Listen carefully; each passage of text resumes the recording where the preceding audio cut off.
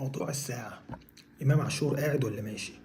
باختصار الكلام، إمام عاشور أنا شايف إنه يمشي مهما كان المبلغ. مش شبه، أنا حاسس إن هو مش شبه الأهلي خالص. حتى لو هو كان سوبر ستار مش ستايل الأهلي اللي هو فاكر نفسه النجم الأوحد. إحنا ما عندناش الكلام ده في الأهلي. أنا شايف كده كده هيلعب في الكونفدرالية. ممكن نستنى لغاية يناير ونجيب نشوف لعيب تاني محترف يلعب في نص الملعب مكانه لو ما لقيناش. او نلعب من غيره. في علي محمود ده ولد كويس جنب عمرو الساعي. ممكن الاتنين دول يعملوا يغطوا الاتنين. لسه صغيرين بس خصائصهم ممكن تغطي خصائص امام عاشور. واحد بيميل للهجوم شويه، عمرو الساعي ده ممكن بيجيب اجوان ويقدر برضه يضغط، وممكن يا سيدي نحطه في الهاف لو اتزنقنا. والتاني علي محمود 8 محترم، كورته حلوه جدا، برضه بيلعب لقدام. ستايل برضه عمرو الساعي، بس بيقدر يعني تحس ان الاتنين مع بعض ممكن يعملوا امام عاشور مؤقتا، يعني لغايه لما يكبروا ويكتسبوا خبره الاهلي.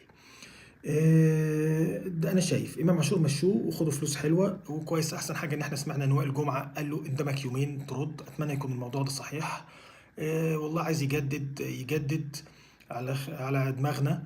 مش عايز يجدد نبيعه او يستنى السنتين دول اللي باقيين في عقده يكمل عادي جدا. ده انا رايي الشخصي. في نقطة كمان بالنسبة للباك الشمال، الناس كلها مركزة في الباك اليمين اللي هو طبعا عندنا نقص واضح فيه. ما عندناش غير برضه محمد هاني، والاحتياطي بتاعه أحمد عيد واللي هو مؤقتا ومشي.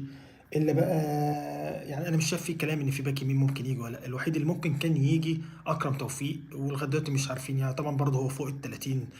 مش انت مش بتبني، بس هو اللعيب الوحيد الوتد اللي كان يقدر يسد كويس جدا. حتى كان ممكن يستغله في كاس العالم كمان.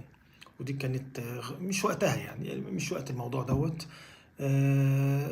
وكريم انا شايف اسمه دوت كريم فؤاد كان هو الوحيد اللي يقدر يغطي مكان هاني ويبدل معاه ويريح معاني. بس هو اصاباته كتير، وفي كلام برضه طالع ان هو ممكن يمشي. الله اعلم هيقعد ولا هيمشي. انا اتمنى انه يقعد بصراحه، يعني ممكن ده جوكر توظف في كل حته. بس هو يعني الاصابات ما اعرفش ايه الموضوع يعني معاه. النقطه بقى اللي بقول نرجع تاني لحته الباك الشمال. بالعمري هيلعب لوحده. يعني بالعمري هيلعب، حتى بالعمري لوحده مش سوبر ستار يعني. مش سوبر ستار.